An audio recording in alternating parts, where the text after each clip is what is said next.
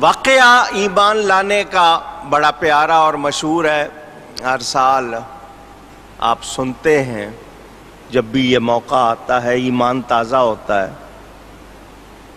Abu Jahl and party نے meeting بلائی، رات نبی پاک نے دعا فرما دی، صبح کفار کی میٹنگ اجلاس بلایا گیا۔ میٹنگ عربی کا لفظ ہے یا انگلش کا لفظ ہے؟ انگلش کا ہے۔ ملاقات کو کہتے ہیں، ملنے کو کہتے ہیں۔ صبح وہ جمع ہوئے، اجلاس بلایا۔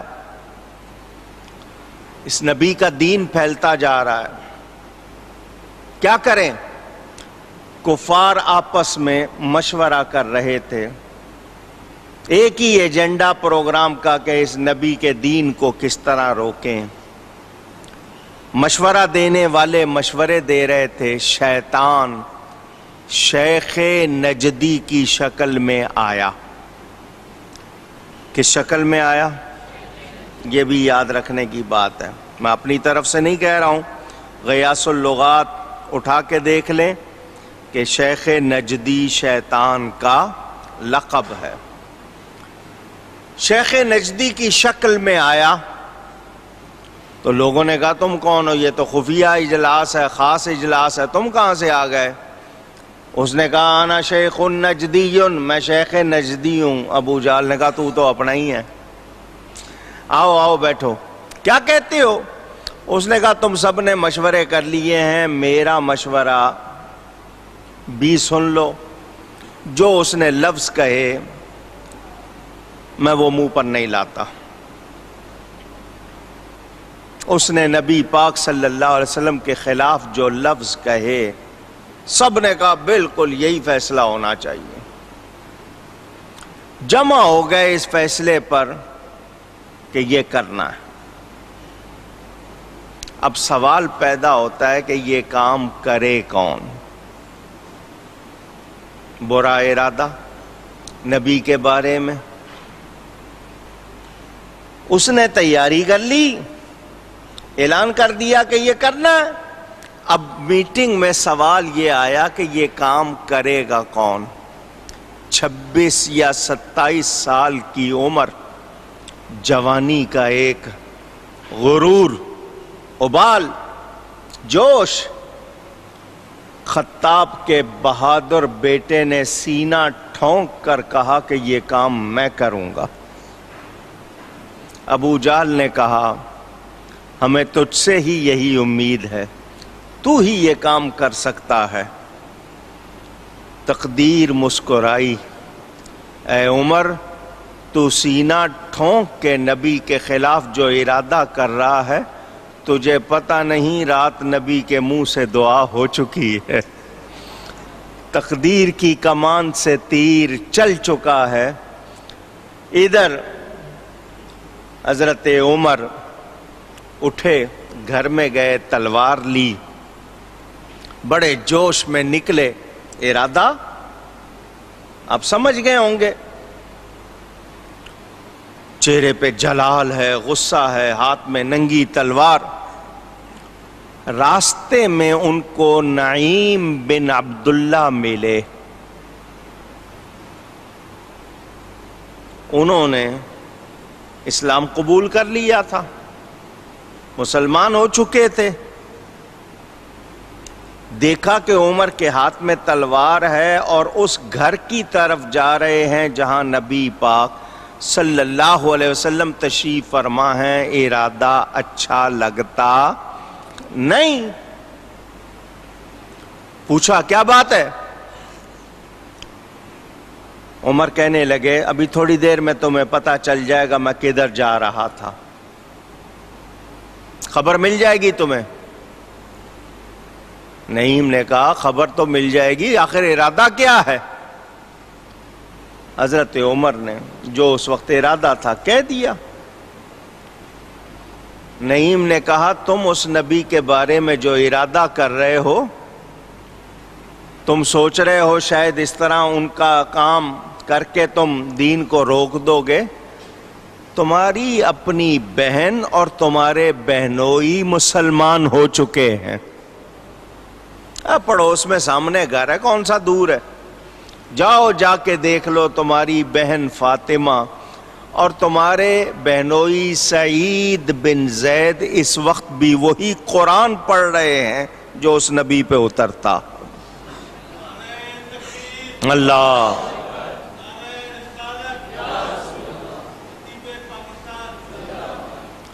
ہے، میری بہن اور مسلمان ہو گئی ہے۔ کہاں میں کوئی، اگر تمہیں شبہ ہو رہا ہے تو یہ سامنے تو گھر ہے۔ تقدیر اپنا کام کر رہی ہے۔ نبی پاک صلی اللہ علیہ وسلم کی طرف جانے سے پہلے بہن کی طرف چلے، دروازے کے قریب پہنچے تو اندر سے قرآن پڑھنے کی آواز آ رہی۔ هو الذی بعث فی الأمیین رسولا، وہی ہے جس نے امیوں میں اپنے شان والے رسول کو بھیجا۔ ارے یہ تو وہی کلام ہے جو وہ نبی سناتا ہے، اس پہ نازل ہوتا ہے۔ دروازہ کھٹکھٹانے کی بجائے پاؤں کی ٹھوکر سے دروازہ کھولا۔ اس زمانے میں یہ کاغذ نہیں تھے، کپڑے پر، چھال پر، چمڑے پر قرآن کریم لکھا جاتا تھا۔ بہن نے بھائی کو داخل ہوتے ہوئے دیکھا تو جس پر قرآن لکھا ہوا تھا وہ کپڑا یا چمڑا چھپا لیا، پڑھانے والے ایک طرف ہو گئے۔ انہوں نے جاتے ہی نہ سلام نہ کلام بہنوئی کو پکڑا اور مارنا شروع کر دیا۔ گھر میں کوئی آتا ہے بات کرتا ہے، آتے ہی مارنا شروع کر دیا۔ بہن دیکھ رہی تھی کہ بھائی میرے شوہر کو مار رہا ہے، راستے میں آئی، درمیان میں آئی، کیا کر رہے ہو؟ کیوں مار رہے ہو؟ اصل غصہ تو بہن پر تھا، بہنوئی کو چھوڑا، بہن کو مارنا شروع کر دیا۔ یہ جوان، بھرپور جوانی، طاقت، کتنی طاقت تھی؟ حضرت عمر کے بارے میں کتابوں میں ہے دونوں ہاتھ ایک قوت سے کام کرتے تھے۔ بعض کا ہوتا ہے نا کہ دائیں ہاتھ میں قوت زیادہ ہے تو بائیں ہاتھ میں اتنی نہیں، ان کے دونوں ہاتھ یکساں قوت سے کام کرتے تھے۔ جب گھوڑے پہ سوار ہونا ہوتا تھا گھوڑے کو روکتے نہیں، دوڑتے ہوئے گھوڑے پر بیٹھتے تھے۔ جوان، بھرپور جوانی۔ ایک عورت ان کی مار کی تاب کہاں لاتی؟ ناک سے، منہ سے خون جاری ہو گیا۔ بہن بہنوئی کو آخر عمر نے اس قدر مارا کہ زخموں سے نکل کر خون کی بہنے لگی دھارا۔ اتنا مارا کہ ان کے ناک منہ سے خون جاری ہو گیا۔ اس حالت میں بہن مار کھاتے ہوئے بول پڑی، اے بھائی جتنا چاہے مار لے۔ بہن بولی، عمر ہم کو اگر تو مار بھی ڈالے، شکنجوں میں کسے یا بوٹیاں کتوں سے نچوا لے۔ مارنا ہے نا، بھلے سے جتنے چاہے ہتھیار استعمال کر لے، بوٹی بوٹی کر دے، مگر سن تو جان لے سکتا ہے، ایمان نہیں لے سکتا۔ مگر ہم اپنے دین حق سے ہرگز پھر نہیں سکتے، بلندی معرفت کی مل گئی ہے گر نہیں سکتے۔ اللہ. حضرت عمر بہن کو دیکھ رہے، یہ میری بہن جس نے کبھی میرے سامنے آنکھ اٹھا کر بات نہیں کی تھی، آنکھوں میں آنکھیں ڈال کر کہہ رہی ہے جان نکال سکتے ہو، ایمان نہیں نکال سکتے. پتہ نہیں یہ نبی کر کیا دیتا ہے، جو اس کا کلمہ پڑھ لے اس میں اتنی قوت کہاں سے آ جاتی ہے. حضرت عمر بہن کی طرف دیکھ رہے ہیں. دہن سے نام حق، آنکھوں سے آنسو، منہ سے خون جاری. عمر کے دل پہ اس نقشے سے عبرت ہو گئی تاری. میں نے اس کو خونوں خون کر دیا ہے، یہ پھر بھی ایسی بات کر رہی ہے. بہن کی بات جو منہ سے نکلی تھی حضرت عمر کے سینے پہ جا لگی. میں جب آیا تم کچھ پڑھ رہی تھی، کہا میں قرآن پڑھ رہی تھی. دکھاؤ مجھے. بہن نے کہا تم ہاتھ نہیں لگا سکتے، تم پاک نہیں ہو، ایمان والے نہیں ہو، ہاتھ لگا سکتے نہیں. اچھا سن تو سکتا ہوں، ہاتھ نہیں لگا سکتا، چھو نہیں سکتا، سن تو سکتا ہوں. کہاں سناؤ مجھے. بہن نے کہا جب سے مسلمان ہوئی ہوں پانی سے وضو کر کے قرآن پڑھتی تھی، قرآن پڑھنے کا مزہ تو آج آئے گا، آج خون سے وضو کر لیا ہے. بہن نے قرآن پڑھا، سورہ طٰہٰ کی ابتدائی آیات پڑھی. ادھر بہن قرآن پڑھ رہی ہے، حضرت عمر کی آنکھوں سے آنسو جاری ہو رہے. یہ قرآن علامہ اقبال لکھتے ہیں، تمہیں دانی کے سوزے قرأتے تو دیگرگوں کرد تقدیر عمر را. اے خاتون اسلام، تو کیا جانے کہ تیرے قرآن پڑھنے میں کتنا درد ہے، ایسا کہ عمر جیسے جوان کی تقدیر بدل جاتی ہے. ہماری ماؤں بہنوں نے قرآن پڑھنا چھوڑ دیا، نتیجے میں آج ان کی گود میں ویسے بچے نہیں آتے. حضرت عمر قرآن سن رہے ہیں، رو رہے ہیں.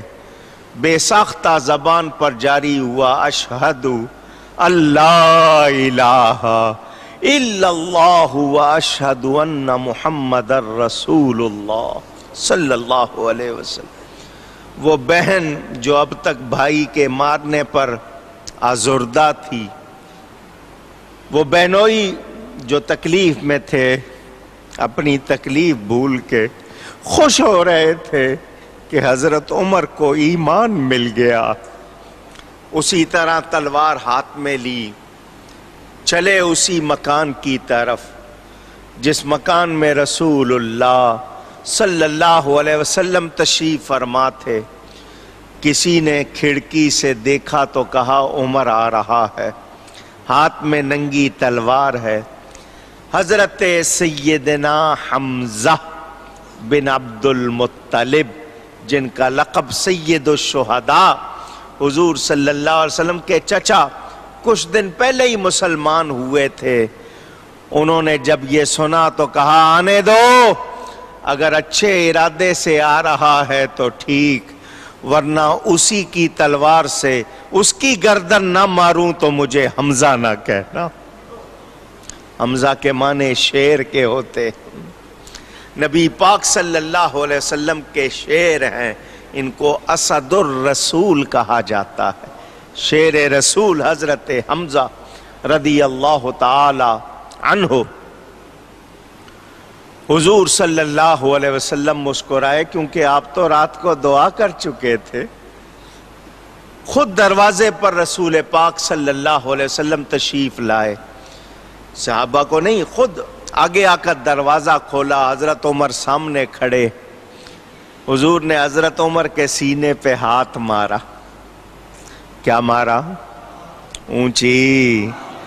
نبی کا ہاتھ لگے اور پھر دنیا نہ بدلے. فرمایا عمر کس ارادے سے آئے ہو؟ ادب سے عرض کی حاضر ہوا ہوں سر جھکانے کو، خدا پر اور رسول پاک پر ایمان لانے کو. کلمہ پڑھا، حضور کے قدموں میں گرے. صحابہ نے خوش ہو کر اللہ اکبر کا نعرہ لگایا. حضرت عمر کے مسلمان ہونے کی خوشی میں اللہ اکبر تکبیر کا نعرہ لگایا. مکے کی پہاڑیاں گونج اٹھی. ادھر ابو جہل انتظار میں تھا، کیونکہ اس کو پتا تھا کہ عمر گیا ہوا ہے، تلوار لے کر گیا ہوا ہے. ارادہ کیا ہے؟ وہ لوگوں سے پوچھ رہا تھا کوئی خبر تو نہیں سنی. لوگوں نے کہا کس قسم کی خبر؟ کہنے لگا نہیں وہ ایک خبر آنی تھی. اور لوگ پوچھتے رہے کون سی خبر آنی ہے؟ اچھا تمہیں نہیں پتا شاید. ایک سے پوچھ، دوسرے سے. وہ تو انتظار میں تھا. حضرت عمر فاروق مسلمان ہو گئے. ابن ماجہ میں حدیث موجود. حضرت ابن عباس رضی اللہ تعالی عنہما راوی، لما اسلم عمر نزل جبریل. جب حضرت عمر مسلمان ہوئے حضرت جبریل امین آئے. فقال، اور عرض کی نبی پاک صلی اللہ علیہ وسلم کی بارگاہ میں، یا رسول اللہ لقد استبشر اہل السماء باسلام عمر. جتنی خوشی آپ کے صحابہ کو حضرت عمر کے مسلمان ہونے کی ہوئی ہے، آسمان والے بھی خوش ہو رہے ہیں. آسمان والے بھی خوشیاں منا رہے. مرید کہتے ہیں چاہنے والے کو. مرید کس کو کہتے ہیں؟ وہ پیر کا چاہنے والا ہوتا ہے تو مرید ہوتا ہے. مراد کہتے ہیں جس کو چاہا جائے. جس کو مرید چاہنے والا، مراد جس کو چاہا جائے. یہاں علماء فرماتے ہیں باقی سارے صحابہ مرید ہیں، حضرت عمر مراد ہیں. حضور نے ان کو چاہا، اللہ سے مانگا.